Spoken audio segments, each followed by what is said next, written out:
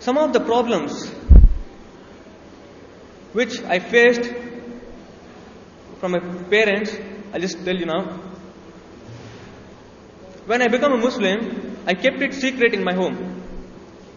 I was practicing Islam secretly for a couple of months. 2 years ago, in the month of Ramadan, on 16th, that my parents came to know that I embraced Islam. When they came to know, they scolded me, they tortured me on that particular night. They told me to leave the house. I was 17 years old at the time. 17 years old. I felt so sad.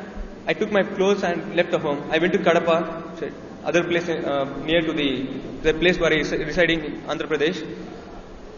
There I stayed for 2 days. After 2 days, I called my parents back. When I called my parents, my mom called me back to come back to the house. And they promised me that they will give the liberty to follow your religion, the religion which I embrace, Islam. I trusted them, I believed them, and when I came back to the home, from that time, my bitter day started. For 6 whole months, I was under torture. They scolded me every day. They hit me badly. I used to get blood from my mouth, nose, body parts. I tried to convey the message of Islam. When I tried to convey the message of Islam, they even told me that I am a mad.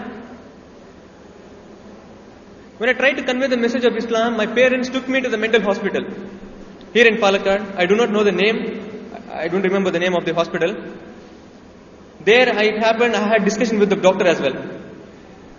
I asked him about the concept of God in their religion, and I just quoted few verses to the doctor. He could not answer. He could not respond to my questions. And I was sitting alone with the doctor inside. Then later, he called my parents inside to come inside the room. Then he said that your son really needs a treatment. I was fearing that wherein these people, the person who works in the hospital, what if they take me and put some shocks, I was really scared. But Allah subhanahu wa ta'ala saved me from the trial. I had a firm faith that Allah subhanahu wa ta'ala is going to save me. After a few months, after 1 month, they took me again to the black magician, the sorcery, somewhere near Pattambi here. You know the Pattambi? Near Pattambi, there is a famous all over Kerala. He is very famous. He took me there.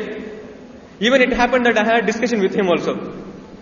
He says that there is only one God, yet he worships 3 gods. He says there is only one God. Behind him I can see 3 temples. Liars! Open liars! Islam is the truth, religion of truth, brothers and sisters. Then I came back. There also Allah subhanahu wa ta'ala saved me from the big trial. When we came back to the home, this is a very interesting thing. My father, mother and my brother, they went into a room and they were discussing that to send me out from the house. They were discussing. I heard that. I felt really bad. That there is no need of Abdurrahman and Ratnaharan staying at home.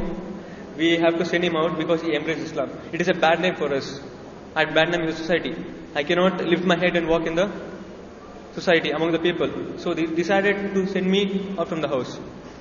My mom came to me and she said, Ratnaharan, if you want to be at home, you have to follow our religion. If you want to be at home, you have to follow our religion. I have to participate in all rituals, what they do. Or else you have to leave the house. I was 18 years at the time. I don't know what to decide. I took time. I told him, give me time for 1 day.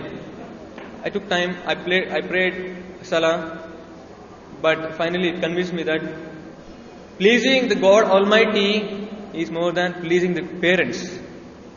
Because Allah says in the Quran, worship Allah and be obedient to the parents. Be obedient to the parents. So, the first criteria I gave to my parents. I told the next morning, I offered Fajr.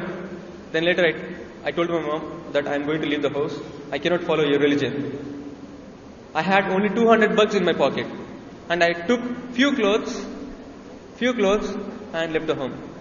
I was not scared. I wasn't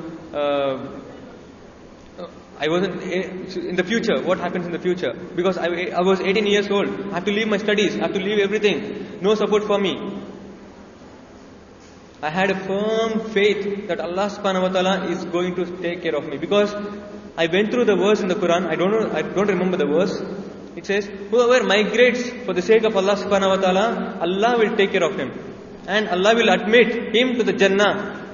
This pleased me. That is enough for me. Jannah is enough for me. This life, I don't know when I am going to live. Anybody guarantees that are you going to live for one more hour? Anybody? Respond. No. No one knows when he is going to die. But the eternal life is there in the paradise.